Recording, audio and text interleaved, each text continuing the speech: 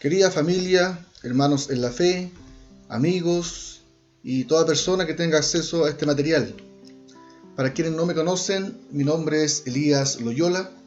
Soy una persona que creo en Jesucristo como el Hijo de Dios y Salvador del mundo, y de ese modo me defino como un cristiano. Quiero aprovechar esta instancia que estamos viviendo como sociedad, tanto a nivel nacional como mundial, con la propagación de esta pandemia, que sin duda creo que en cierto grado, de uno u otro modo, tiene el mundo, a la humanidad, bastante perpleja. Y creo que todos, en mayor o en menor grado, se dan un tiempo para poder meditar, reflexionar.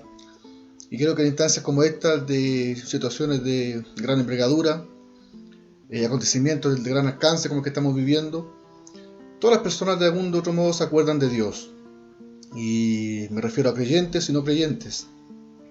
Dentro de los no creyentes, sin duda, hay un grupo de personas que se acuerda de Dios en estas circunstancias para persistir quizás en su ateísmo, ¿no es cierto?, de negar la existencia de un Dios.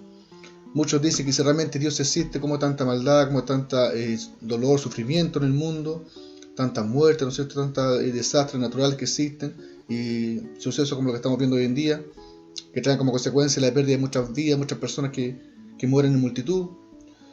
Otros dicen que si Dios existe, entonces Él es culpable, ¿no es cierto? También se acuerdan de Dios para culparlo, echarle la culpa de todo lo que acontece, ya que Él, si Él es el que creó todas las cosas, también creó la maldad y permite en cierto modo el dolor. En lo personal creo que este pensamiento de muchas personas que vemos hoy en día muchas veces reflejado, no hace otra cosa que responder a la naturaleza misma del hombre, a su esencia. La Biblia nos dice en Génesis que desde la caída del hombre, Adán y Eva, no fue otra la actitud que, ¿no es cierto?, que intentar justificarse. Y vemos por la palabra del Señor que en la caída de Adán y Eva no solamente eran ellos, también estaba la raza humana entera, ¿no es cierto?, representada a través del primer hombre y la primera mujer. Y de ese modo, cuando Adán y Eva cayeron en el huerto, desobedecieron a Dios, cometieron el pecado, la falta, cuando Dios, ¿no es cierto?, los enrostró, su actitud fue similar. La respuesta de Eva nos hizo esperar: la serpiente me engañó y comí. Del mismo modo Adán dijo: la mujer que me diste me dio, ¿no es cierto?, y comí. De ese modo vemos como no solamente se estaban justificando, ¿no es cierto?, intentando excusarse de su falta, sino que también del mismo modo estaban, ¿no es cierto?, dándole la culpa de la responsabilidad a Dios mismo. Cuando Eva dice que la serpiente la engañó, ¿quién fue el creador de la serpiente si no fue Dios mismo que la creó junto a todos los animales? Cuando el hombre le dice: la mujer que me diste, me dio, me engañó, también, ¿no es cierto?, echando la culpa a Dios: tú la creaste, la mujer. Entonces, en cierto modo, de un comienzo vemos que ahí, ¿no es cierto?, en esencia se reflejó la naturaleza del hombre, se corrompió a través de ese acto pecaminoso, y hoy en día, ¿no es cierto?, lo vemos reflejado en muchas personas que tienen esa misma actitud frente a situaciones como esta, justificarse, tratar de echar la culpa a Dios, y en ningún momento, ¿no es cierto?, mirarse a su actitud propia, cómo ha sido su vida en relación a la voluntad de Dios. También hay otro grupo de no creyentes que también se acuerdan de Dios en esta instancia, quizás apelando un poco al amor, a la misericordia, a la piedad de Dios, reconociendo que quizás no han vivido una vida recta, considerando a Dios en sus vidas, pero sin embargo dentro de estas circunstancias igual se acuerdan de Dios, esperando que sea un milagro, que Dios se acuerde de ellos, y también imploran ayuda, socorro. Y también dentro de este grupo estamos los creyentes, que de un u otro modo también igual nos acordamos de Dios. Y generalmente el pensamiento más común dentro del mundo cristiano, los creyentes, frente a situaciones con las que estamos viviendo hoy en día, es atribuir todo lo que acontece en el mundo como cumplimiento de la palabra del Señor. Y si bien es cierto, ese pensamiento es justo en esencia, pero también muchas veces se genera un poco de ambigüedad, una suerte de contradicciones, pensamientos, opiniones, versículos de la Biblia que se citan, ¿no es cierto? Y dentro de esta ambigüedad a veces hay pensamientos confusos, difusos y hasta contradictorios, como digo, entre cada cristiano, porque muchos a veces dentro de esta situación que vivimos, accidentes, ¿no es cierto?, o situaciones que pasan de alcance mundial, algunos ven en ellos la trompeta del Apocalipsis sonando, los sellos que ya están, ¿no es cierto?, descubiertos, las copas que se están vaciando del Apocalipsis. Otros ven que la venida de Cristo se está acercando ya. Entonces dentro de eso, como digo, se genera una situación de mucha confusión, en qué etapa, en qué momento estamos viviendo. Es así como yo, dentro de este contexto, demostrando cuál es este aislamiento social en que nos encontramos, y que quiero aprovechar esta instancia de compartir un material junto a todos ustedes con respecto a lo que es escatología. De un tiempo a esta parte, Dios me ha permitido poder dedicar tiempo, brindar tiempo, invertir tiempo sin duda, en lo que es estudiar su palabra. Desde joven he sido muy entusiasta por la lectura, he leído muchas cosas y era un hábito que tenía por ahí un poco descuidado. De un tiempo a esta parte lo he retomado y dentro de tantos temas que a muchas personas nos interesan, comencé estudiando escatología. Y dentro de eso me he sentido muy bendecido de parte de Dios y he podido descubrir muchas verdades en la palabra del Señor. Y a través de este medio, de esta forma, aunque sea digital, y aprovechando, como dije, este contexto en el que estamos actualmente, en donde se genera mucha reflexión al respecto de lo que estamos viviendo, creo que es oportuno que como cristianos también estemos enterados, estemos bien educados, informados de lo que realmente dice su palabra, porque también dentro del mundo cristiano hay una ensalada también de pensamientos, doctrina, creencias, condiciones que a veces no están del todo bien fundadas en la palabra. Y creo que también es preciso que los tiempos que estamos viviendo como cristianos, nuestra seguridad, nuestra convicción esté realmente fundada en lo que dice con exactitud la palabra del Señor. No lo que yo creo que puede ser, lo que escuché, aparecer. Así que dentro de esa instancia yo quiero compartir con ustedes en este momento un estudio de escatología que pude realizar. Cuando comencé a estudiar lo hice de manera personal, un deseo, una inquietud mía personal solamente pensando en mí. Yo poder aclarar ciertas dudas, poder confirmar ciertas cosas. Pero a medida que fui avanzando se me hizo necesario a veces por tanta lectura, tanta información recibida, tanto de la Biblia como de diferentes fuentes, se me hizo necesario ir traspasando a veces información, conclusiones, apuntes, reflexiones, y dentro de ese anotar, de pasar limpio, me fui viendo la necesidad de ir escribiendo, y así fue como creo que el Espíritu de Dios me guió finalmente a poder escribir todo lo que había estudiado, varios años que llevaba haciéndolo, y lo traspasé todo, finalmente pude condensar todo lo que estudié en un libro estudio, finalmente que terminé, el cual lo tengo de manera digital también, por si a alguien dentro de los que vamos a comenzar a estudiar le interesa indagar en profundidad ciertas cosas, ciertos temas, yo no tengo ningún inconveniente en compartirlo. También lo tengo de manera física, impresa. Este es el material que yo pude terminar con la ayuda del Señor, que lo titulé Escatología Bíblica y sus implicancias en la vida cristiana. Y como dije, también lo tengo de manera digital, ya lo he compartido con ciertas personas cercanas a mí que me lo han pedido, familiares y algunos hermanos que me conocen de confianza. No he tenido problema en compartirlo y de hecho lo voy a usar como base para poder realizar este estudio, esta serie. Y a pesar de que lo vamos a hacer de manera digital, voy a procurar dejar la cámara ahí aunque sea en la esquina, para que dentro de todo no resulte tan impersonal y por lo menos puedan ver mi rostro eventualmente cuando estoy explicando, ¿no es cierto?, o presentando los temas. Así que de ese modo quiero compartir con ustedes, esperando que ante todo que sea de bendición para todos aquellos que se den el tiempo de poder revisar este material, de estudiarlo juntos. Qué mejor que aprovechar este tiempo, como dije, lo que estamos viviendo, que estamos impedidos, incluso de hasta congregarnos los que somos cristianos. Así que qué mejor, ¿no es cierto?, que en este momento poner a prueba nuestra fe, nuestra convicción. Sabemos que como cristianos nuestra fe debe ser probada. Estamos ya comenzando a ver tiempos difíciles, en donde, sea por el motivo que sea, hoy en día estamos impedidos de poder llegar a un templo a congregarnos. Así que esperando que esta instancia igual sea de bendición, de crecimiento personal y espiritual sobre todo, y si en algún aspecto, aunque sea un grano de arena, puedo aportar en su crecimiento, en su conocimiento de Dios, me sentiré muy bendecido. Quiero hacerlo entonces, y para eso voy entonces a comenzar presentando este estudio, esta serie de estudios que, como dije, titulé Escatología Bíblica y sus implicancias en la vida cristiana. Quiero primero presentar un poco el esquema. Yo no sé cuántos videos, cuántas series, cuánto va a durar esta serie completa, pero creo que la ayuda del Señor que podamos combinarlo hasta el final. El esquema es el siguiente. Hoy día vamos a ver una introducción que también quiero compartir con ustedes. Luego la primera parte del estudio, que es en donde voy a presentar las principales posturas escatológicas que existen, que son 4, las posturas más principales que existen de escatología. Solamente hasta ahí pretendo llegar en este video, la primera parte más general. Luego vamos en la segunda parte del estudio a profundizar en 2 de las posturas que a mi parecer son las más influyentes, las más populares dentro de las 4 que existen dentro del mundo cristiano, y también las 2 que más se contrastan entre sí. Desde ya advierto que hay mucha lectura bíblica. Yo me di el tiempo de traspasar muchos textos bíblicos Porque suele pasar en ocasiones que cuando leemos un libro, escuchamos una predicación o estamos viendo un mensaje como este, un estudio, no siempre tenemos la Biblia a mano. Y muchas veces por X motivo nos saltamos los pasajes, no los buscamos y damos por hecho que debe ser así, o a veces también quedamos con dudas. Es por eso que yo me di el tiempo de traspasar cada cita, porque también creo que mi objetivo es contrastar cada postura, cada fundamento, cada principio, cada doctrina, con lo que dice realmente la Biblia. Y ante cualquier discusión o duda, debemos regirnos por la palabra del Señor, que es la única autorizada, para poder darnos fundamento. Y finalmente la tercera parte del estudio, que he titulado Implicancias del estudio de escatología en la vida cristiana. Muchas veces, igual por ahí dentro incluso del círculo cristiano, suele marginarse un poco la escatología como algo secundario.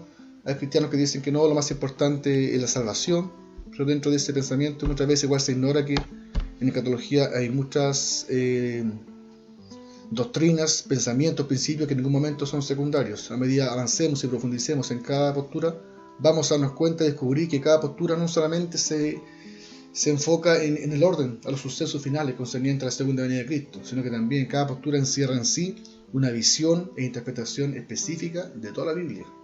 De todo un sistema distinto de cómo interpretar la Biblia casi completa. De ese modo entonces afecta e influye bastante en muchas ideas, principios o doctrinas que en ningún momento son secundarias, sino que son fundamentales en la fe del cristiano. Así que vamos a tratar de, si alguien tiene dudas con respecto a eso, como dije, la tercera parte vamos a aterrizar ahí las implicancias o el alcance que puede tener incluso, está claro, con la escatología en la vida cristiana. Quiero entonces comenzar primero presentando un índice. Bueno, acá traté de hacerlo lo más sintetizado posible, porque acá en mi estudio yo lo tengo más completo. Acá me salté muchos subtítulos para no ser tan engorroso, pero más o menos que tengamos una idea de los temas que vamos a tratar, que vamos a tener instancia de poder estudiar dentro de esta serie. La primera parte, como dije, vamos a presentar las principales posturas escatológicas, que son 4: el postmilenialismo, el premilenialismo histórico, el premilenialismo dispensacional y el amilenialismo. En un momento dado más, vamos a poder explicar cada una de ellas y conocerlas bien. En la segunda parte pretendo enfocarme solamente en contrastar o profundizar en las dos que son las más, como dije, influyentes: el dispensacionalismo y el amilenialismo. Así que dentro de eso vamos a presentar cada una nuevamente, sus detalles, el origen. Importante saber de dónde vienen, desde cuándo que existen, no su comienzo. Y muchas veces hay muchas ideas, principios que nosotros también compartimos, hemos escuchado para nosotros toda la vida, pero es importante saber desde cuándo se originó ese pensamiento, esa forma de interpretar la Biblia, etc. Doctrinas también que se derivan, ¿no es cierto?, de esa forma, de esos principios de cada doctrina o de cada escuela. Luego vamos a estudiar también una profecía muy importante, como es las 70 semanas de Daniel. Ya, esa es la que la puse bien al comienzo porque es muy gatillante conocer su interpretación o sus dos maneras de cómo interpretarse, para poder ver cuál, ¿no es cierto?, nos da más sentido a la luz de la palabra.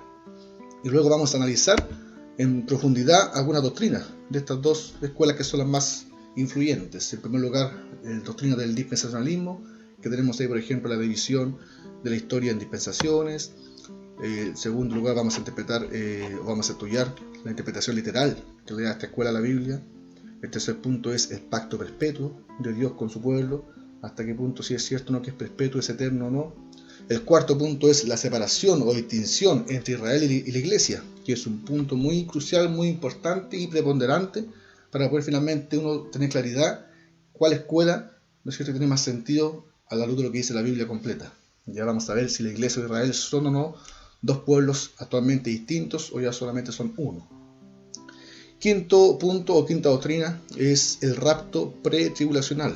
También vamos a hablar bastante de ese punto importante, un tema muy polémico y muy popular hoy en día en el mundo cristiano, si la iglesia se va antes o no del periodo de tribulación. Sexto, ¿qué hay de la inminencia? También una doctrina muy importante, muy latente, que se escucha mucho hoy en día, que Cristo puede venir en cualquier momento, esta misma noche incluso. Vamos a ver hasta qué punto eso tiene validez, tiene respaldo bíblico o no.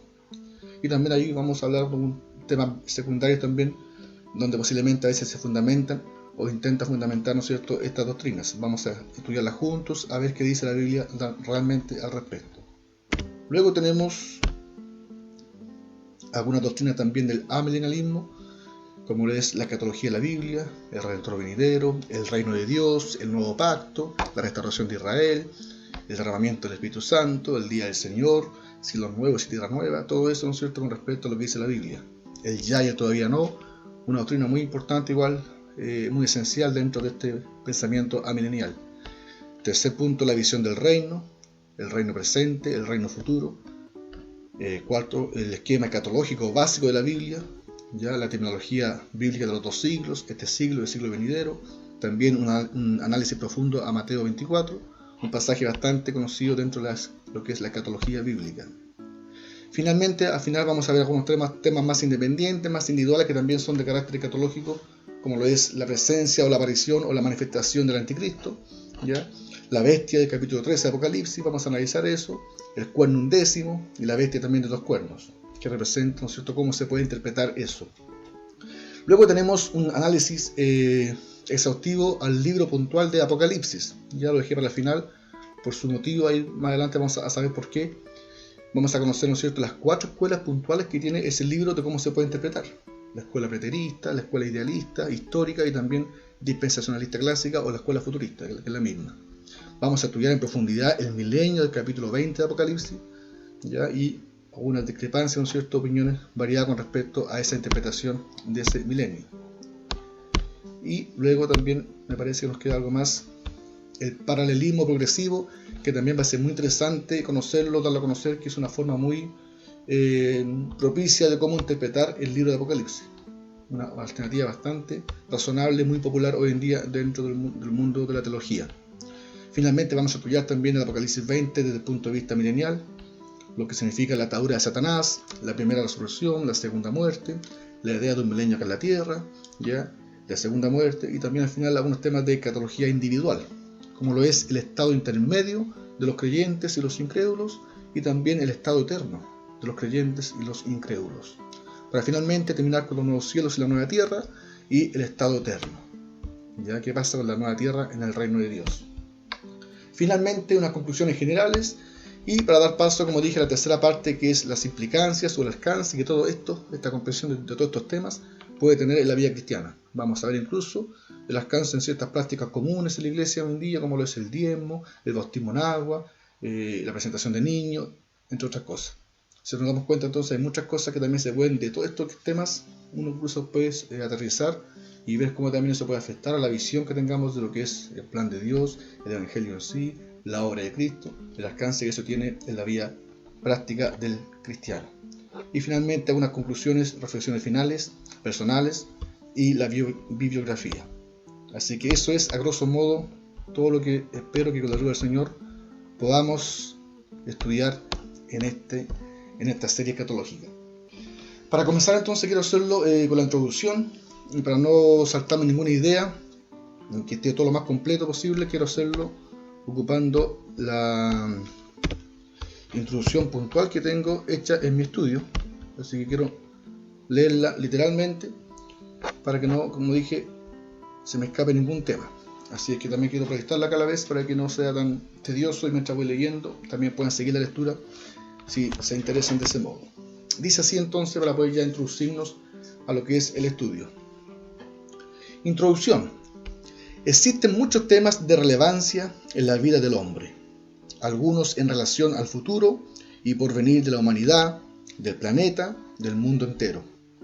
Y para quienes nos sentimos e identificamos como cristianos o hijos de Dios, estos temas no pasan inadvertidos, o por lo menos no debieran. En esa línea se respira un aire de satisfacción o conformidad, a veces equívoco, al pensar o creer que por ser del grupo menor de personas que hemos creído en Dios y aceptamos a su Hijo Jesucristo como nuestro Salvador, está todo resuelto en cuanto a la respuesta de muchas de estas interrogantes. Sin perder la esencia ni restarle el mínimo de relevancia a lo que significa la confesión anterior, comprendemos que en Jesucristo y solo en Él tenemos salvación, y es el único camino para llegar a Dios, reconciliarnos con nuestro Creador y alcanzar un día la vida eterna. No obstante sea lo primordial o la decisión más importante en la vida de toda persona, no significa que por llegar a tomar esta decisión y formar parte de la familia de Dios, todos los misterios de la vida y nuestro futuro se revelan de manera automática. Sin duda, el primer y más importante paso en la búsqueda de estas respuestas está en la decisión de reconocer y aceptar a Jesucristo como el Hijo de Dios y Salvador del mundo. Plan de redención revelado claramente en la Biblia de muchas maneras.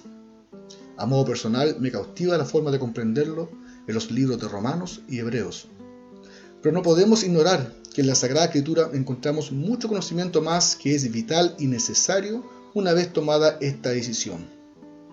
A través del apóstol Pablo, como ejemplo, encontramos consejos muy oportunos para la vida cristiana y peregrinación en esta tierra mientras esperamos con ansias el evento mayor y sublime para todo cristiano, a saber, la segunda venida de Jesucristo. Sobre este último tema, creo se han escuchado muchos sermones, se han leído muchos libros de mucho conocimiento escritos por grandes teólogos y eruditos. Todo esto se supone en base a la fuente más fidedigna de todas, la Biblia. Sin embargo, para asombro personal, y creo de muchos, genera un grado de temor, inseguridad y duda al ver tantas posturas, interpretaciones e ideas tan contrarias y distantes entre sí sobre el mismo evento, lo que nos lleva a pensar, o por lo menos suponer, que en algo han estado errando muchos que se han interesado en el tema. En lo personal me ha motivado desde siempre escudriñar e investigar sobre temas de esta índole. Ha sido la lectura no solo de la Biblia, sino de distintas obras que muestran temas de interés. No puedo negar que he adquirido mucho conocimiento útil y práctico en muchas áreas, pero en relación al fin de este siglo y el paso al venidero, creo a medida se acerca y se acaba el tiempo, hay más nebulosa al respecto. Influencia cultural. En este punto creo debemos detenernos, reflexionar, reconocer y aceptar que, a plena voluntad o no, cada uno arrastramos una historia de vida en particular, llena de matices y circunstancias que sin duda nos han marcado, para bien o para mal, incluso en esta área. Si hemos crecido en la iglesia, es muy probable que muchos tengan presuposiciones en sus mentes y crean tener las respuestas a muchos de los temas a tratar acá, creyendo estar en lo correcto. Sin embargo, cuando intentamos o queremos escudriñar a libre voluntad las Escrituras e intentar comprender arbitrariamente algún tema, nos encontramos con una lucha interna y en ocasiones muy difícil de superar. Lucha llena de prejuicios e ideas preconcebidas que en nuestra experiencia personal y contexto hemos recibido y se han cobijado en nuestra mente o subconsciente a tal punto que las percibimos casi como una ley inquebrantable. Y cuando alguien o incluso nosotros mismos vemos algo distinto en la Escritura, nos bloqueamos a aceptarlo o entramos en un temor existencial por no verse derrumbar todo nuestro sistema de comprensión. Sistema muchas veces escaso de argumentos válidos y mayormente formados por una suma de eventos que hemos vivido, escuchado, vistos o leídos. Algunos, incluso enfrentados a esta lucha y negación personal, han optado por formular su propia idea o teoría que los lleva a un sistema de interpretación del cual en ocasiones surgen nuevas corrientes de pensamientos, llegando incluso a formar congregaciones y o denominaciones y transmitir estos principios que originalmente encontraron cabida en la mente de una persona y así luego se ven reflejados en la creencia de miles de seguidores. No debemos por lo tanto sorprendernos si actualmente muchos de nosotros heredamos parte de esas doctrinas, que no por el hecho de ser tradicionales representan una verdad 100% bíblica. Hemos dado por supuesto que por venir de un buen libro, de una predicación muy efusiva o de un pastor o predicador de renombre, sin duda debe haber pasado por un estudio serio y profundo de las Escrituras antes de publicarse en un libro o predicarse desde un púlpito. Sin embargo, la realidad nos muestra en ocasiones algo distinto. Todos hemos actuado de buena fe y hemos dado crédito honesta e ingenuamente a nuestros pastores, predicadores o cualquiera que nos ministra o instruye detrás de un púlpito, de un libro, de la radio o detrás de la televisión. Sin embargo, los tiempos que vivimos, y luego que la misma Escritura nos advierte de los falsos maestros y profetas que se levantarán en los postreros tiempos, creo no pecamos de falta de fe si contrastamos cada enseñanza, principio o tema recibido con la enseñanza específica que otorga la Biblia al respecto. Mucho más hoy que nos encontramos con tantas evidencias de líderes religiosos que han caído en distintas telarañas de pecado y desviación. pastores que defienden más la doctrina o principios de sus iglesias o denominaciones que la doctrina y principios de la Biblia.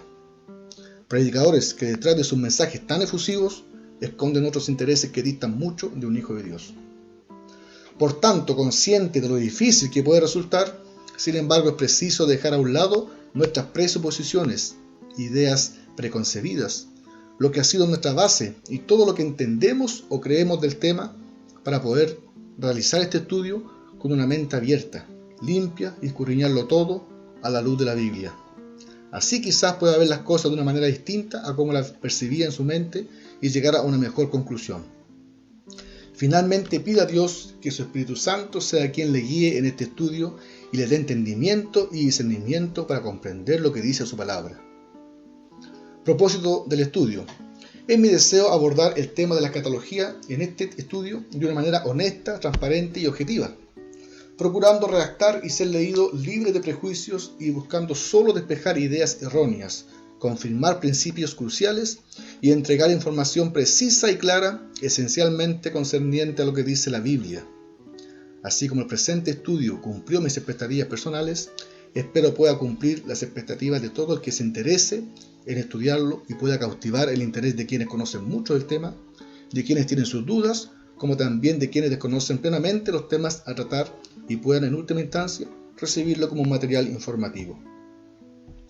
No pretendo con este estudio levantar un gran velo, ni dar a conocer algún misterio oculto para todos hasta ahora. Sin duda cualquiera que se haya mostrado interesado en este tema habrá encontrado con facilidad abundante información en distintas fuentes, tanto libros, publicaciones, documentos, páginas web, videos, púlpitos, etc. Sin embargo, en muchas de estas fuentes la información no siempre es fidedigna, clara y por ende práctica. No deseo en ningún caso convencer a nadie cuál es la postura correcta en cuanto a escatología, dado que creo Dios nos ha dotado de nuestro raciocinio y capacidad de comprensión para poder escudriñar su palabra y hallar en ella la verdad. Depende de cada uno quiera hacer uso de las facultades y tiempo que Dios nos da para invertirlo en nuestro crecimiento personal y espiritual, o sencillamente confiar nuestra fe y convicción en lo que otros han estudiado por nosotros, o incluso en lo que otros por ahí dicen recibir de Dios, y esperar que nuestros líderes estén en lo correcto. Sin embargo, dado que muchos tenemos acceso a su palabra sin inconveniente, no tendremos justificación alguna frente a Dios si hemos vivido toda la vida errando el camino o con una comprensión escasa o equívoca de su palabra. De ese modo pretendo más bien presentar la información lo más clara y objetiva posible, a la vez que completa y por sobre todo contrastada con la Biblia, para facilitar al lector una mejor comprensión de cada postura.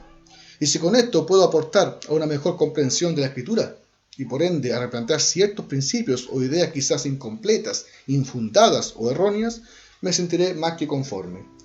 Finalmente, si el estudio objetivo y dedicado del presente estudio provoca en el lector, o en este caso también en el oyente, un interés mayor por escudriñar sobre el tema, quizás un despertar espiritual en su vida, una preocupación mayor por estudiar la Biblia, o incluso un encuentro más profundo con Dios a través del conocimiento de su palabra, me sentiré doblemente bendecido y recompensado por el tiempo invertido, dado que para mí ya ha significado mucho crecimiento personal, me ha ayudado a conocer mejor a Dios y su voluntad para el hombre, como también he podido ampliar mi visión de lo que significa ser cristiano y un hijo de Dios, y de ese modo a tomar una actitud distinta frente a la vida cristiana. Porque misericordia quiero y no sacrificio, y conocimiento de Dios más que holocaustos. Oseas 6:6. De ese modo entonces introducimos el estudio. Como dije, quise hacerlo leyendo literalmente para que ninguna idea se me escapara y estuviera todo claro con respecto a lo que vamos a abordar en este estudio. Bien, luego de esa introducción entonces creo que ya estamos en condiciones de poder comenzar ya a introducirnos en los temas. Como dije, vamos a hacerlo en diferentes partes. En esta primera parte vamos solamente a presentar las principales posturas escatológicas. Hay que comenzar entendiendo que escatología se define como el estudio de las cosas finales, ¿ya? Concerniente puntualmente a lo que es la segunda venida de Cristo y todos los sucesos, acontecimientos que también, ¿no es cierto?, le rodean, tanto antes o posterior a su venida, ¿ya? Y como dije, dentro del contexto que estamos viviendo es importante que como cristianos, hijos de Dios, también tengamos claridad a la luz de su palabra y vamos a entender realmente los tiempos, qué tiempo estamos viviendo, cómo puede ser la mejor manera quizás correcta de poder interpretar lo que está pasando hoy en día, no asustarnos demasiado o hasta qué momento confiarnos, ¿no es cierto? A veces estamos confiados, pero no en la palabra del Señor, sino que en lo que nosotros creemos. Así que en base a todo esto es importante poder, ¿no es cierto?, tener claridad en relación a lo que dice su palabra. Esto entonces lo vamos a hacer de la siguiente manera. Vamos a primero presentar las 4 posturas, las cuales se definen a través del milenio. ¿Ya? El milenio es un periodo de tiempo de 1000 años, de ahí el concepto milenio, el cual se nombra en Apocalipsis 20. Solamente en ese capítulo de la Biblia se habla del milenio. Y a partir de ese concepto del milenio es como se formulan o se definen las 4 posturas. Entendiéndose esto de la siguiente manera: ¿en qué momento ubica cada postura el regreso o la segunda venida de Cristo en relación a este milenio de Apocalipsis 20? Es decir, los que piensan que el milenio viene o que la venida de Cristo será antes del milenio, si Cristo viene antes de ese milenio, se definen como premilenialistas. Y de ese modo, los que piensan que Cristo viene después del milenio de Apocalipsis 20 se definen como postmilenialistas. De ese modo tenemos entonces fácilmente 2 maneras de cómo poder ya definir estos 2 grupos de escuelas. Estoy consciente que los nombres de cada una son medios complejos, ¿no es cierto?, difíciles de pronunciar, parecen trabalengua algunos, pero más allá del concepto en sí, de memorizarlo, de su pronunciación, lo importante ante todo es poder estar claro con retener la idea de qué se trata cada uno, a qué apunta. Por lo tanto, resumo, los premileniales postulan que Cristo viene antes del milenio, por eso son premileniales. Y los postmileniales también se dicen postmilenialistas o postmilenaristas, de 3 maneras distintas se pueden nombrar, piensan que Cristo viene después del milenio. ¿Ya? Con esa idea clara también debemos a la vez ya inferir lo siguiente, que los premileniales entonces postulan de que después que Cristo venga en su regreso, en su segunda venida, vendría un periodo de 1000 años en la tierra, antes del estado eterno. ¿Ya? Es importante dejarlo también zanjado aquí en esta etapa. Los premileniales dicen que la venida de Cristo es antes del milenio. Por lo tanto, después de la venida de Cristo se espera hay acá en la tierra un periodo literal de 1000 años, ¿no es cierto?, acá en la tierra física, terrenal, con Cristo reinando acá físicamente, antes del estado eterno. No así los postmileniales, que como piensan que Cristo viene después del milenio, de algún otro modo ellos interpretan que el milenio es antes de la venida de Cristo. Cuando profundicemos vamos a saber de qué manera, ¿no es cierto?, cada escuela o postura interpreta ese milenio. Avanzamos entonces. Por un lado, luego de esa definición o esa clasificación básica, tenemos que los premileniales a su vez pueden ser de 2 tipos: premileniales históricos o premileniales dispensacionalistas. ¿Ya? Ahí tenemos otra clasificación. Y por su parte, los postmileniales también pueden ser amilenialistas algunos. ¿Ya? Entonces, los tenemos separados en 2 grupos, premileniales y postmileniales en relación al milenio, pero también vamos a darnos cuenta que hay bastante diferencia entre cada uno de ellos. Aunque sean ambos premileniales, son distintos estos 2, y también acá los postmileniales y los amileniales también son distintos en cuanto a interpretación. Por definición se pueden clasificar en estos 2 grupos, pero difieren bastante en cuanto a sus detalles. De ese modo entonces tenemos ya las 4 escuelas o posturas escatológicas ya más o menos identificadas: 2 que son premileniales y 2 que son postmileniales.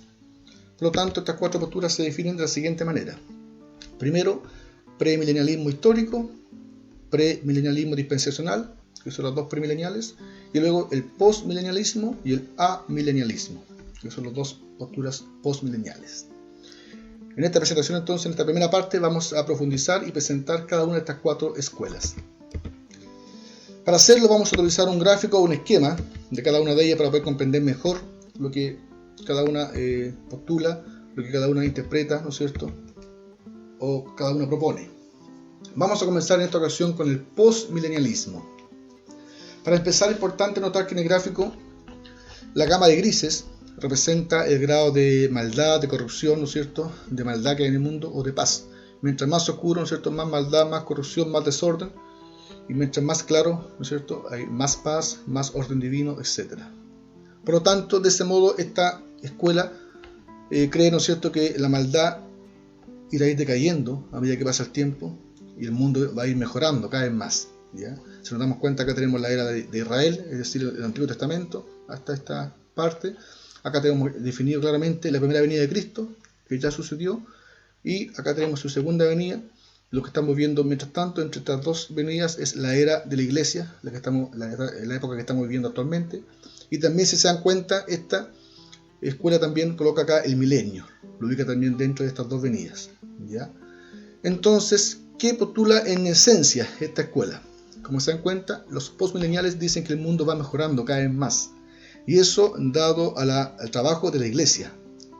A través de la evangelización del mundo, la iglesia va conquistando, va evangelizando a las naciones, y de ese modo, ¿no es cierto?, se consigue que la maldad vaya disminuyendo, vaya decreciendo, hasta llegar a un momento, ¿no es cierto?, que ya va a haber una paz casi universal en la tierra, el cual se define como milenio.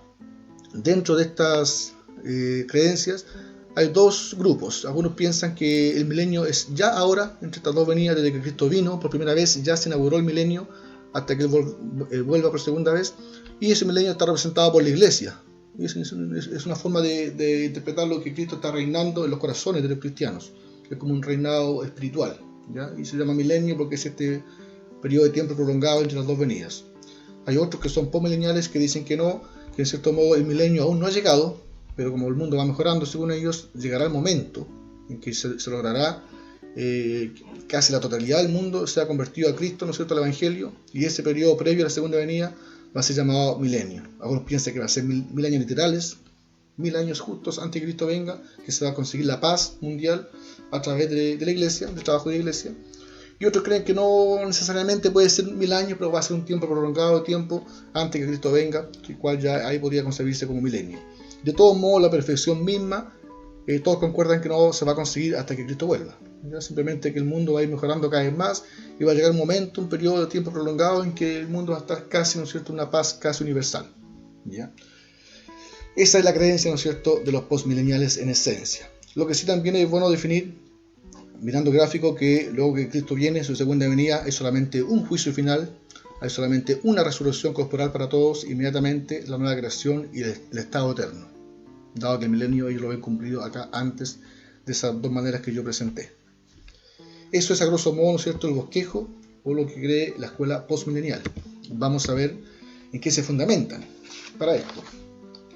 Dentro de los pasajes que yo he visto que fundamentan bastante esta idea, se encuentra Mateo 24, versículo 14, que dice: y será predicado este evangelio del reino en todo el mundo para testimonio a todas las naciones, y entonces vendrá el fin.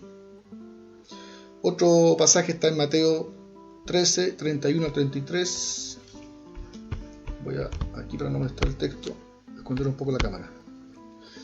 Dice: otra parábola les refirió, diciendo: el reino de los cielos es semejante al grano de mostaza que un hombre tomó y sembró en su campo, el cual a la verdad es la más pequeña de todas las semillas, pero cuando ha crecido es la mayor de las hortalizas y se hace árbol, de tal modo que vienen las aves del cielo y hacen nidos en sus ramas. Otra parábola les dijo: el reino de los cielos es semejante a la levadura que tomó una mujer y escondió en 3 medidas de harina hasta que todo fue leudado. Si se dan cuenta, bajo esos pasajes, esta escuela fundamenta o interpreta que llegará el momento, antes del regreso de Cristo, que el mundo será evangelizado por completo o mayoritariamente. De todos modos, si vemos el primer pasaje, dice que el evangelio será predicado en todo el mundo, ¿no es cierto?, para testimonio a todas las naciones. No dice que para que todas sean convertidas, pero ellos piensan que representa que el mundo va a ser evangelizado. Ahí quizás podemos encontrar algunas discrepancias, quizás alguien puede tomarlo como que el evangelio va a alcanzar gran parte del mundo, y otra cosa distinta, que todo el mundo va a responder positivamente, que todos se van a convertir. Pero esos son los pasajes que ellos creen que simbolizan que el reino va a ir expandiendo cada vez más hasta llegar casi a lograr la paz mundial. Vamos de todos modos a ver una evaluación previa de esta escuela, tanto aspectos positivos como aspectos negativos. Es importante siempre, ante cualquier discrepancia, ¿no es cierto?, o diferencia, de todos modos, tratarse lo más objetivo posible y apreciar lo positivo o lo negativo de cada interpretación. Aspectos positivos de esta escuela: otorga una correcta atención al tema bíblico de la dimensión presente del reino. como ellos piensan que el milenio es ahora, o se va a cumplir acá en la tierra, de un otro modo ellos piensan que el reino ya está presente en la iglesia. Los cristianos, por lo tanto, ellos otorgan una correcta atención a que el reino de Dios está aquí en la tierra, presente en nosotros, ¿ya? Por lo mismo, en base a ese punto, otro aspecto positivo es que tiene un fuerte énfasis en el activismo de los cristianos, de los creyentes. Esto, dado que si el reino está presente, entonces necesita ser expandido por todo el mundo. Entonces, por lo tanto, empuja a los cristianos a poder evangelizar, a no dejar de trabajar, de expandir el reino, dado que también se cree bajo esta escuela de que el milenio va a ser conseguido por nosotros mismos, por los cristianos, ¿no es cierto?, evangelizando, y mientras más trabajemos en eso, más pronto vamos a lograr el milenio acá en la tierra. ¿Ya? Otro aspecto negativo es muy bíblico en promover un espíritu de optimismo y combatir una suerte de pesimismo en el que caen muchos cristianos. A la luz de muchos acontecimientos que se ven, algunos caen en un extremo que son muy pesimistas, que el mundo va a caer de mal en peor, entonces ellos dan una propuesta que es un poco más optimista, a creer que finalmente el mundo va a ir mejorando cada vez más. Creo en lo personal que como cristianos debemos estar siempre optimistas pensando en que Dios tiene el control de todas las cosas. Y lo bueno o malo que pase es porque Dios lo permite, como dice su palabra, incluso para los cristianos, para los que aman a Dios, como dice Romanos 8, ¿no es cierto? Todas las cosas les ayudan para bien. Pero ellos todos piensan que también ese optimismo se va viendo reflejado en la sociedad, que va a ir mejorando cada vez más. Pero también como aspecto negativo tenemos que ese optimismo acerca de la conversión del mundo parece ser irreal a la luz del desarrollo de la historia. Es importante aquí hacer hincapié de que, si no es cierto, esta escuela fue bastante ampliamente aceptada dentro de la opinión ampliamente mayoritaria de los evangélicos del siglo XIX, más o menos, fue donde más popular tuvo este pensamiento, sobre todo porque ese siglo se caracterizó porque fue un siglo de mucho crecimiento, mucho avance tecnológico, desarrollo humano, y de ese modo también pensaron que todo eso se debía a la propagación del evangelio. Ya fue un siglo con muchos avances notorios en la humanidad. Pero ese avance o ese optimismo, ¿no es cierto?, se vio bastante afectado, y esta postura declinó bastante entre el año 1914 y 1970, debido obviamente a las guerras mundiales, las dos guerras mundiales que han habido, y eso gatilló que esta escuela, esta creencia, esta interpretación fuera decayendo bastante, porque todos sabemos lo que conlleva una guerra, sobre todo de esa índole, las consecuencias en cuanto a economía, vidas perdidas, todo eso, significó entonces una fuerte decadencia de esta creencia, ¿no es cierto?, y de esta escuela. Se alejó bastante, perdió mucho favor por esos acontecimientos históricos. Por lo tanto, ese optimismo parecía ser irreal a la luz de lo que se veía en el mundo entero. También otro aspecto negativo, a la luz de la Biblia parece no haber base para la esperanza de una prosperidad espiritual sin igual justo antes de la venida de Cristo. Como ellos postulan de que el Evangelio va a ir ganando las almas cada vez más, y cuando Cristo venga va a estar el mundo casi en su totalidad convertido a Dios, evangelizado. Eso parece que a la luz de la Biblia no tiene mucha base, mucho fundamento para pensar que cuando Cristo venga el mundo va a estar casi convertido plenamente a Él. Otro aspecto negativo dice que las opiniones humanistas y visión optimista son contrarias a todo lo que la Biblia dice en cuanto al hombre y el pecado, respondiendo a esta misma visión que ellos piensan que el mundo va a ir mejorando, que el hombre va a ir evangelizando, por lo tanto el ser humano va a cambiar, y al cambiar el hombre, al convertirse, también cambia la sociedad. Pero según esta idea, ¿no es cierto?, es un poco contraria a lo que dice la Biblia en cuanto al hombre y el pecado, la caída, ¿no es cierto?, la tendencia pecaminosa del ser humano, ¿no es cierto?, alejarse de Dios. No encuentra mucha base en la Biblia esa creencia. Y finalmente, el trabajo exegético sobre Apocalipsis 20 es visto como muy artificial. La manera como ellos interpretan bíblicamente ese pasaje es un tanto artificial. Bien, de todos modos, avanzamos. Vamos a presentar las siguientes escuelas, que son las premileniales. Nos falta una que es pomilenial, pero vamos a dejarla para el final. Dentro de las escuelas premileniales, como vimos al principio, son dos, la histórica y la dispensacional. Así que primero vamos a conocer un poco lo que significa este concepto, esta clasificación, que sean premileniales, para poder después presentar cada uno en detalle con sus gráficos. Por lo tanto, los hermanos premileniales, o los que abrazan estas escuelas, creen lo siguiente con respecto al milenio, por eso se llaman premileniales. Se cree que después de su regreso a la tierra, Jesucristo establecerá el reino prometido a la nación de Israel, donde Jesús será entonces rey de Israel, conforme a la promesa hecha a David su padre. ¿Ya?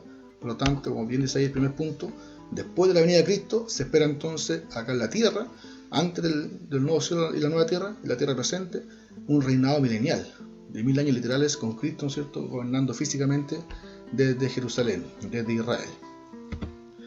Siguiente punto. Al comienzo de este reinado, los santos del Antiguo Testamento resucitarán y vivirán en este reino de 1000 años sobre la faz de la tierra, con su centro localizado en Jerusalén. Entonces ahí al comienzo de este milenio resucitan todos los santos del Antiguo Testamento.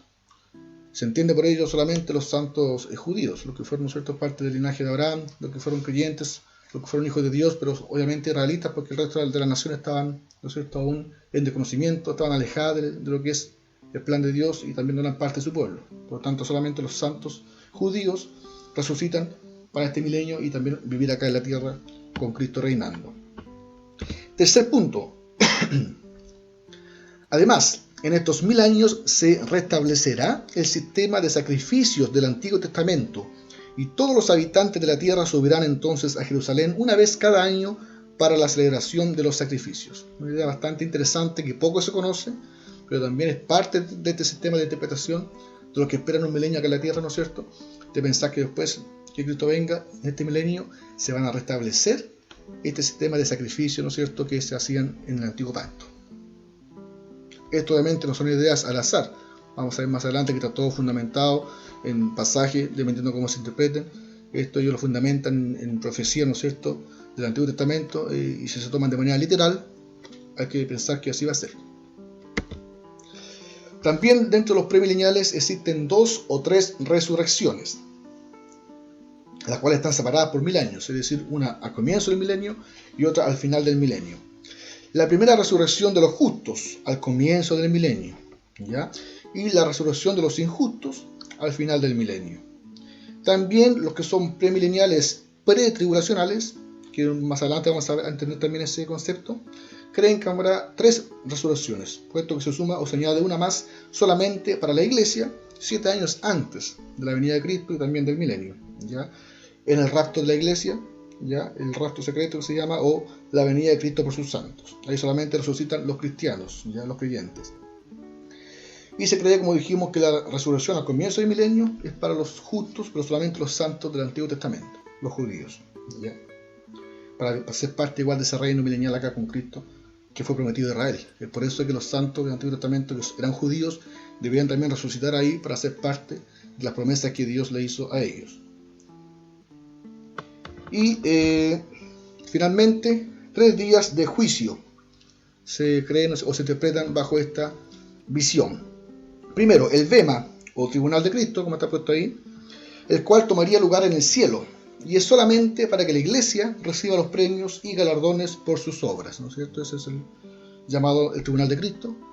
Durante la boda del Cordero, arriba, en los 7 años que la iglesia se va antes que Cristo vuelva oficialmente, ahí sería el Tribunal de Cristo.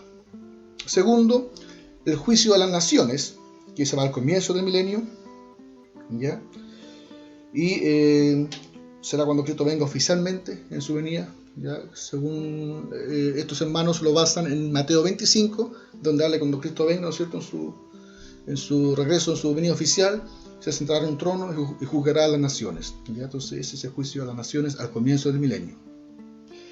Y en último lugar, al final del milenio, el juicio del gran trono blanco, que será solo para los pecadores, quienes serán condenados al lago de fuego, ¿ya?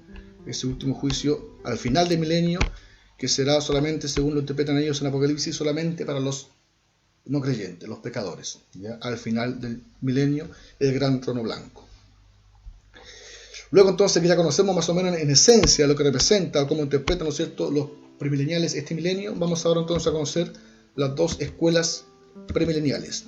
Vamos a comenzar con la escuela histórica, llamado premilenialismo histórico, o algunos también le llaman tradicional, el cual, mirando gráfico, se interpreta de la siguiente manera. Si nos damos cuenta, hay una similitud en cada gráfico, pero obviamente la forma como se ordenan los sucesos son distintas. Primero, si nos damos cuenta, el grado de maldad aquí, a diferencia de los postmileniales, va opuesto. cada vez va más oscuro, por lo tanto la maldad y la corrupción, el pecado va en aumento, el mundo va cada vez empeorando más que mejorando. ¿Ya? La maldad y la corrupción del mundo del pecado va creciendo. Aquí tenemos nuevamente marcada la misma instancia, la primera venida de Cristo, su segunda venida, la era de la iglesia actualmente, el periodo de tribulación previo a la venida de Cristo. Ya en esta escuela no se postula cuánto va a durar, simplemente un periodo de tiempo antes que Cristo venga, que va a ser de tribulación, debido a que la maldad va en aumento. ¿Ya? También, si se dan cuenta, la iglesia está acá en la tierra durante el periodo de tribulación. Aquí se marca recién la segunda venida de Cristo, ¿ya? Su regreso. Y luego, obviamente respondiendo a lo que son ellos premileniales, luego de la venida de Cristo se instaura acá en la tierra el milenio, el periodo de 1000 años literales, ¿ya? Con las características ya mencionadas anteriormente, todo lo que dijimos, cómo sería ese milenio acá en la tierra. Luego de ese milenio vendría entonces el juicio final, como dijimos, la nueva creación y el estado eterno. ¿Ya? A pesar de que esta escuela histórica con la dispensacional son ambas premileniales, hay bastantes diferencias en ellas. Se llaman ambas premileniales porque ubican el milenio después de la venida de Cristo, pero hay diferencias que son bastante significativas. ¿Ya? Entre ellas, por ejemplo, esta escuela histórica no ve distinción teológica entre Israel y la Iglesia. Esta escuela cree que Israel y la Iglesia son el mismo pueblo, ¿ya? Como una diferencia con la otra. Además, se denominan post-tribulacionistas. Lo que yo explicaba acá, aquí está la tribulación, y esta escuela histórica son post-tribulacionales, es decir, que la Iglesia se va o la venida de Cristo ocurre después de la tribulación. En base a eso, para también estar claro con los conceptos, son premileniales en virtud del milenio, porque Cristo viene antes del milenio. Pero también, como definimos pre y post según el milenio, también se definen algunas pre o post según la tribulación, el periodo de tribulación. Es decir, los que piensan que Cristo o el rapto de la iglesia ocurre antes de la tribulación se llaman pre-tribulacionales también.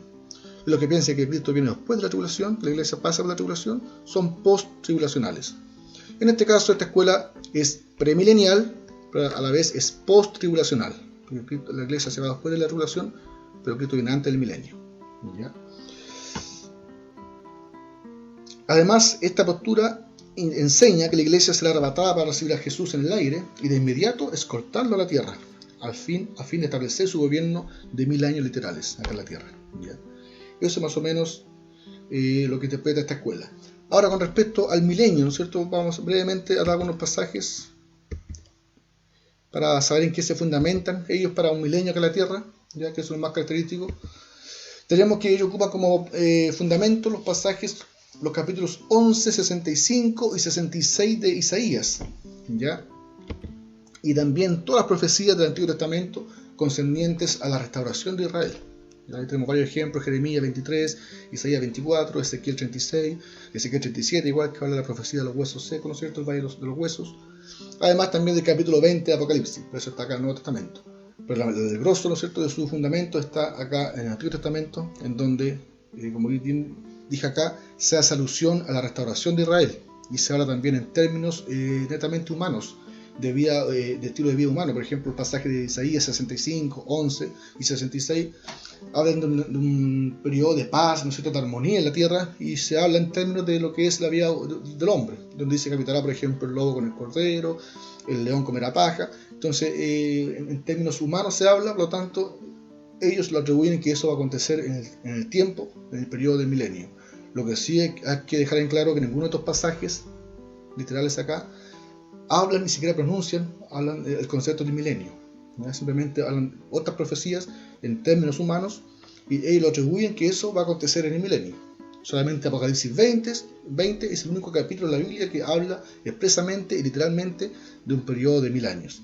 ¿Ya? Acá son profecías de restauración para Israel y que ellos las toman de manera súper literal, por lo tanto la esperan que se cumplan en el milenio. ¿Ya? Es como que enlazan o unen esto con lo otro. De todos modos, ahí está la cita si alguien también las quiere revisar plenamente.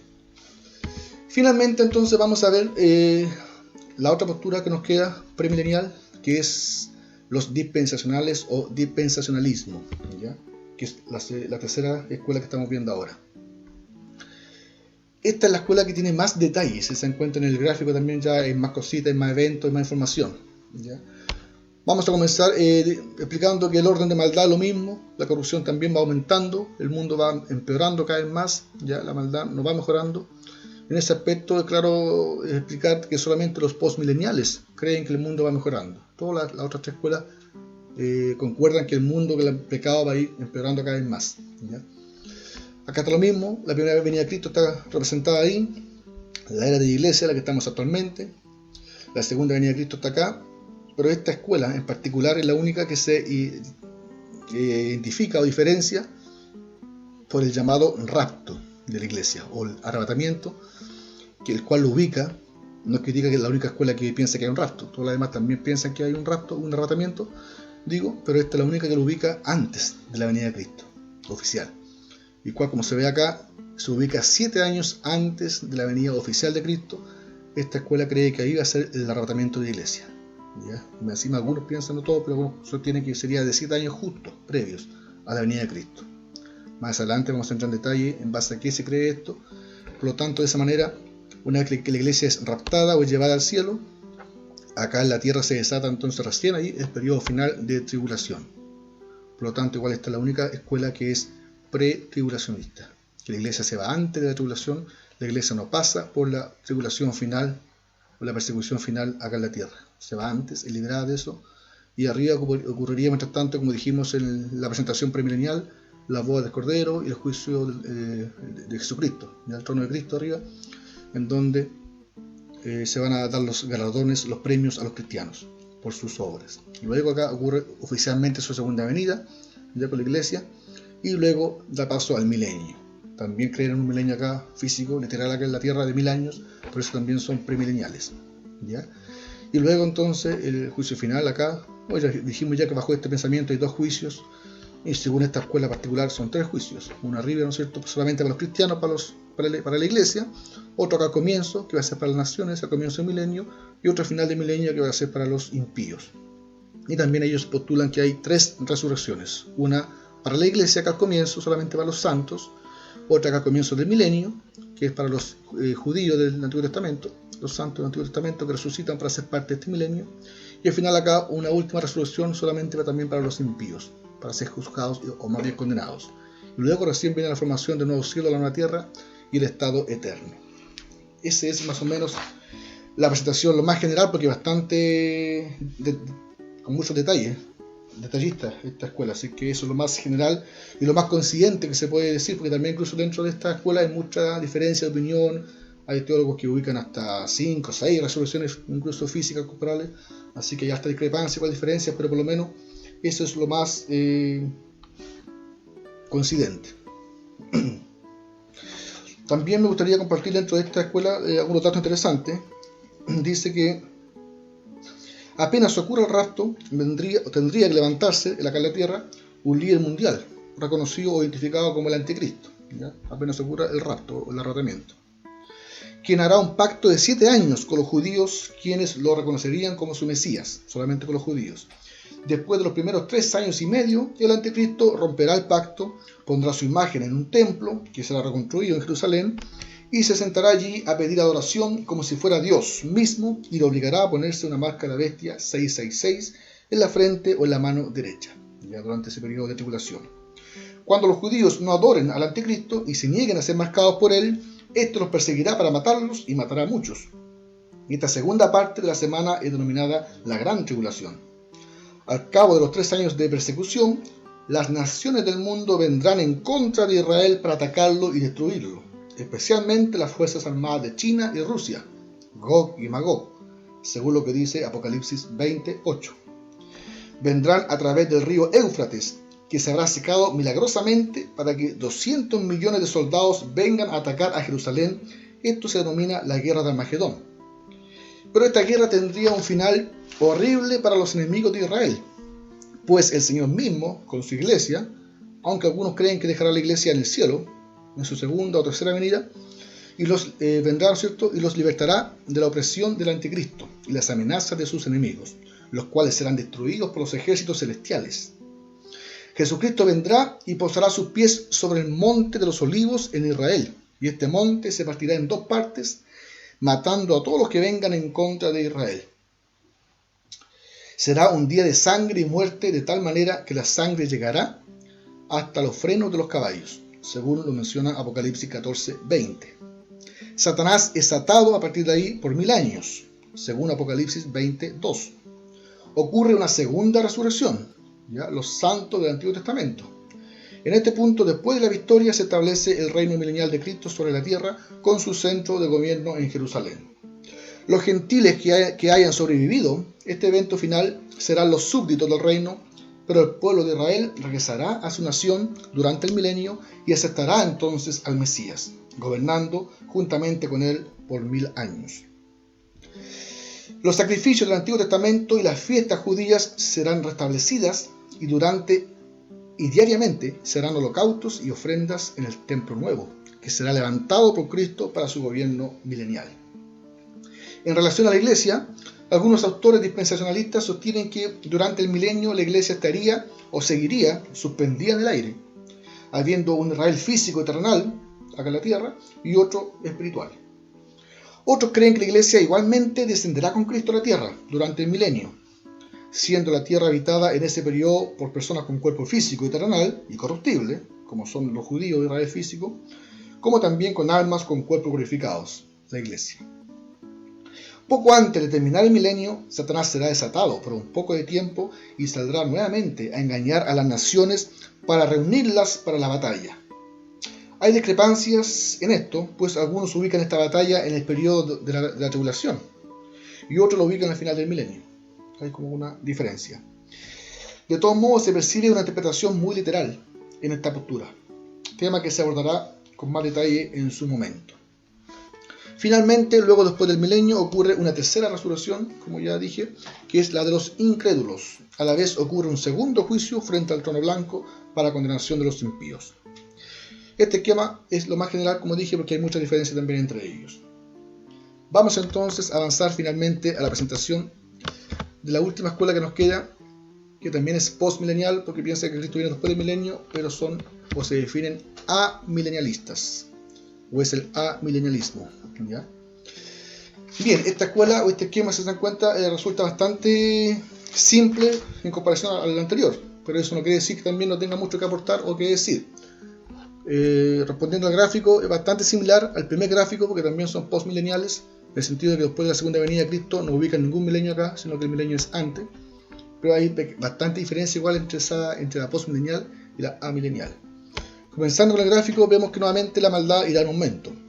No va mejorando el mundo, sino que el mundo va empeorando, según lo que dice la Biblia y lo que vemos en el mundo, en la realidad.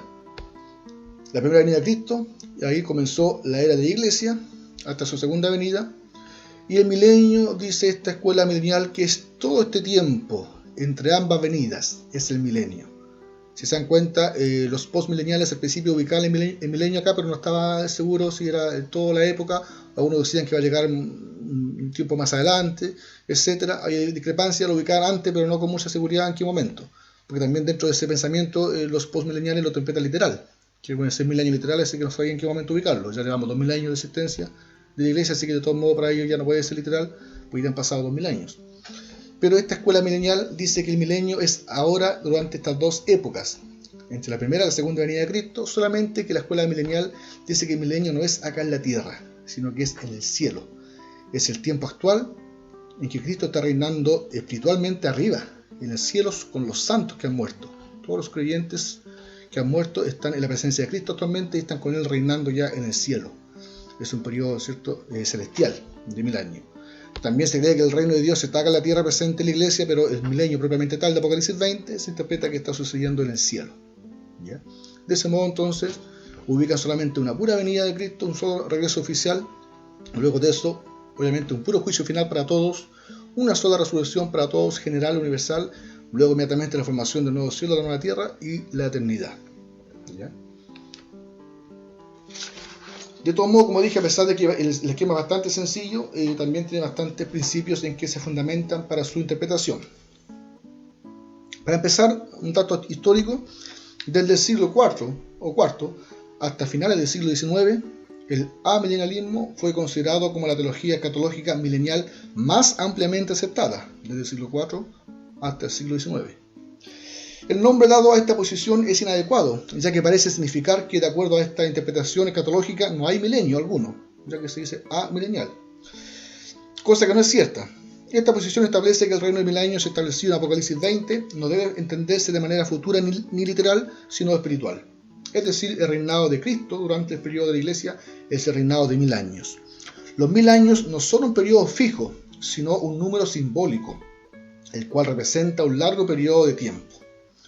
Hay que hacer mención, recordar que solamente, como dijimos al principio, cuando presentamos el milenio, explícitamente en Apocalipsis 20 es el único pasaje de toda la Biblia que habla del milenio. Aparecen 1000 años mencionados. Como viene de Apocalipsis, ¿no es cierto? Esta escuela cree que es algo simbólico, no hay que tomarlo literal. De acuerdo a esta teología, como dije, Apocalipsis es un libro simbólico y debe entenderse de esa manera. El número 10 en la Biblia es símbolo de plenitud. El número 1000 se deriva del 10 y significa un periodo de plenitud, pero que a su vez será muy largo. ¿Ya? Por lo tanto, estos 1000 años significan todo este tiempo de la era de la Iglesia, entre las dos venidas de Cristo, no se sabe cuánto tiempo será, pero es un tiempo completo, que son 1000 años, pero a la vez completo, pleno. Por eso se representa en 1000. Se cree que esta posición interpretativa tiene su origen alrededor de los años 300 después de Cristo y se le atribuye principalmente a San Agustín, obispo de la Iglesia Católica, y abrazada también por los reformadores de la Iglesia Protestante. ¿Ya? De hecho, si ustedes buscan en Wikipedia, San Agustín incluso se le nombra como el padre del amilenialismo. ¿Ya? Sin embargo, estudios hechos por teólogos de la teología e historia de la Iglesia han probado que Agustín no fue quien origina este concepto, sino que es trazado hasta la Iglesia apostólica y posapostólica. Tal cual Martín Lutero no originó la teología de la salvación por fe, sino que fue un instrumento usado por Dios para restablecer esta doctrina bíblica a la Iglesia. San Agustín tuvo un papel importante en restablecer esta verdad o esta forma de interpretar este milenio a la Iglesia, después que la mayor parte se tornó al premilenialismo, con la esperanza de un reino milenial de Cristo sobre la tierra, donde los judíos serían protagonistas junto con el Mesías. Entonces, de ese modo, ¿cierto?, se atribuye que fue San Agustín, que algunos dicen que la inventó, ¿no es cierto?, que la postuló, pero se dice que de todo modo esa forma de interpretación estaba en la Biblia y también se origina incluso desde la Iglesia Apostólica. Algunos dentro de los primeros siglos de la Iglesia abrigaron la esperanza de un reino milenial con Cristo y los judíos propiamente tal, y ideas judaizantes, y por eso se pusieron premileniales. Así como Martín Lutero no fue quien inventó la salvación por gracia solamente, sino que estaba puesta en la Biblia esa enseñanza, y él fue un instrumento de Dios para poder restablecer esa doctrina de la Iglesia. También se cree que San Agustín fue un instrumento usado para restablecer esa forma de interpretar el milenio según la Biblia. ¿Qué más podemos decir de esta escuela antes de avanzar? El amilenialismo o los amileniales interpretan que el diablo fue atado por Cristo de manera espiritual, que fue dejado sin poder para operar contra la Iglesia, los escogidos de todas las naciones en la tierra. Por lo tanto, esa atadura que se menciona en Apocalipsis 20 ocurrió en la primera venida de Cristo, acá, cuando Cristo vino por primera vez. Ahí ocurre la atadura de Satanás. ¿Ya? Y durante todo este tiempo interpretan que Satanás está, en cierto modo, espiritualmente atado, impedido, para poder, ¿no es cierto?, impedir que la Iglesia predique y avance. ¿Ya? No así como los premileniales que dicen que después que venga Cristo, se instaure el milenio, ahí recién Satanás será atado, después que Cristo vuelva. Cuando se cumplan los 1000 años, según la postura amilenial, o la plenitud del reinado de Cristo en la Iglesia, el diablo será suelto y se le permitirá operar contra los santos, los cristianos, y vencerlos en la gran tribulación. Entonces ese periodo que Satanás será suelto, será liberado, poco tiempo antes, ¿no es cierto?, que dice el Apocalipsis, se interpreta acá, dentro de esta era. Aquí fue atado al comienzo de la venida de Cristo, antes que Cristo vuelva, ¿no es cierto?, previamente, no sabe cuánto tiempo antes, pero un poco de tiempo antes, Satanás será suelto, será liberado, y ese tiempo que será liberado, no sabemos cuánto va a ser, es el que se denomina la gran tribulación, coincide con ese periodo que va a ser la iglesia tribulada, va a ser probada finalmente, antes que Cristo venga. Se interpreta, después de que Jesús regresa en su segunda venida, los santos son arrebatados en el aire para recibir al Señor en las nubes, y entonces se efectúa el juicio de todos, vivos y muertos resucitados, una sola resurrección general, y de ahí en adelante se continúa con el reino eterno de Dios, los cielos nuevos y la tierra nueva. Hay que dejar en claro que las 4 escuelas aceptan y creen en el arrebatamiento de la iglesia, solamente que la escuela dispensacional es la única que postula que ese arrebatamiento va a ser 7 años antes de la segunda venida oficial. Todas las otras escuelas postulan que cuando Cristo venga oficialmente en su segunda venida, en el mismo evento ocurre el arrebatamiento de la iglesia primero, y luego, ¿cierto?, el juicio de las naciones y todo lo demás inmediatamente. Se interpreta que las profecías hechas a Israel son cumplidas en la iglesia, el Israel espiritual. A esta forma de interpretación se le acusa de ser una teología de reemplazo, porque se cree que la iglesia ha tomado el lugar de Israel. Sin embargo, es en realidad una teología de expansión, dicen algunos, donde los miembros de la iglesia gentil son unidos a la familia de Dios y al olivo verdadero, como dice Romano, por medio de la cruz de Cristo en la formación de un nuevo hombre en Cristo. La Reforma, siglo XVI, aceptó esta forma de interpretación bíblica y teológica. Como antecedente, ¿no es cierto?, bueno mencionar que Martín Lutero, Juan Calvino, todos los reformadores también tomaban esta forma de interpretar el milenio. Bien, en síntesis entonces, tenemos ya la presentación, bosquejo general, de estas 4 primeras, o las 4 escuelas escatológicas más principales, como lo es los postmileniales, los premileniales históricos, los premileniales dispensacionalistas y los amileniales. En la segunda etapa voy a entrar en detalle, vamos a profundizar en estas 2 escuelas que a mi parecer son las que más se contrastan entre ellas, ideas más distantes o distintas, y también son las más populares hoy en día dentro del pueblo cristiano, las que más se conocen, las que más se abrazan, ¿ya? Es decir, el dispensacionalismo y el amilenialismo. Con esto no quiero decir que el postmilenialismo y los hermanos premileniales históricos no merezcan un estudio más a profundidad, pero creo que con lo que ya se ha presentado de cada una de esas escuelas puede ya quedar más claro lo que cada una postula, y usted puede ya, con lo que se ha informado, poder ya tener una idea clara si vale la pena seguir o no indagando en ellas.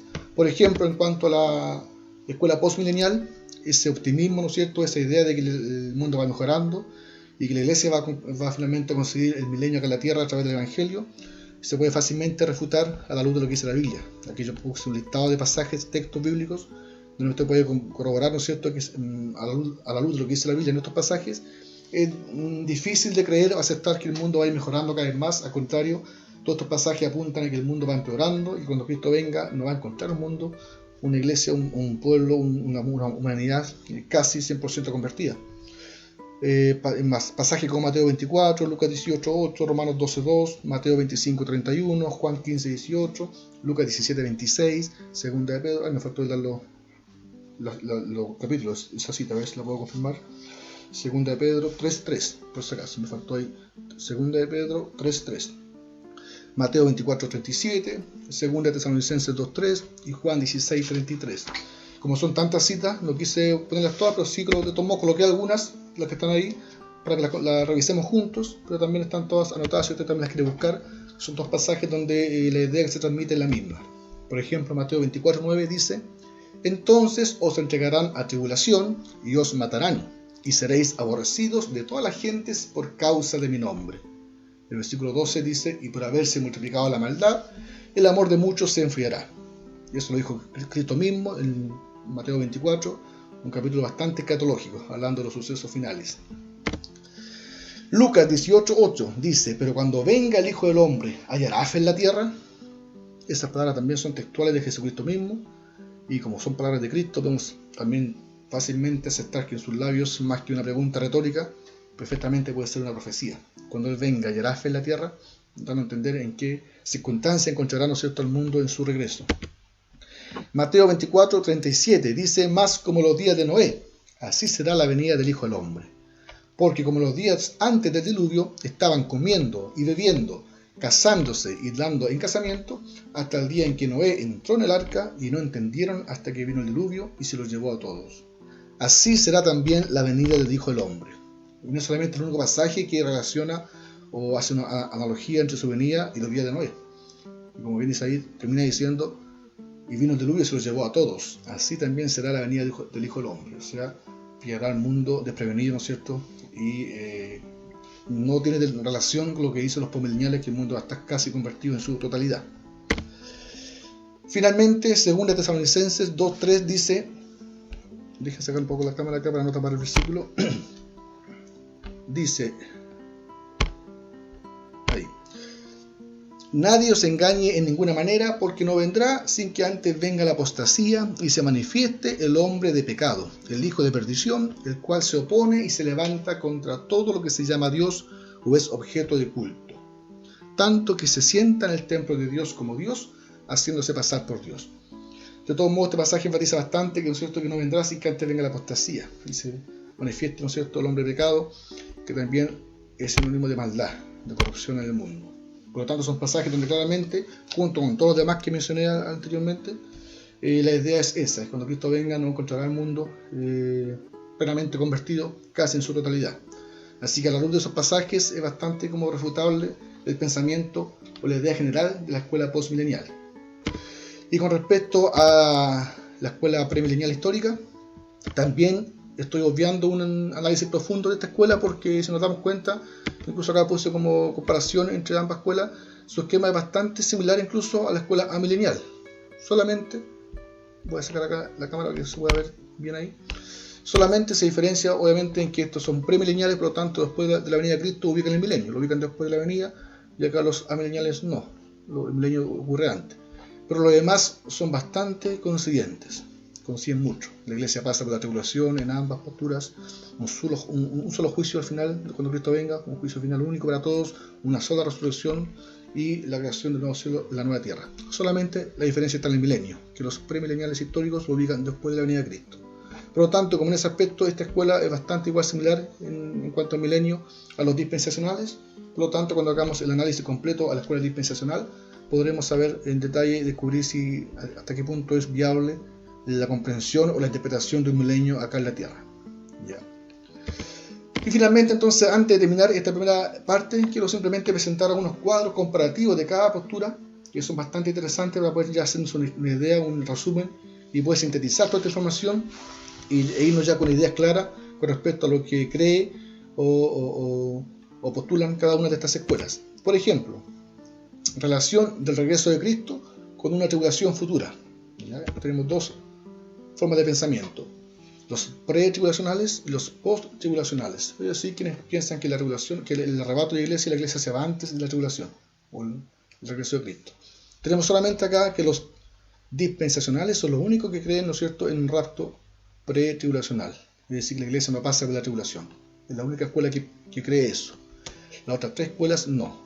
Las otras tres coinciden y aceptan y creen que la iglesia está llamada a pasar por tribulación antes que Cristo venga. No es menor, ¿no es cierto?, ese dato, también comprenderlo y entenderlo. Otro punto, relación del regreso de Cristo con el milenio.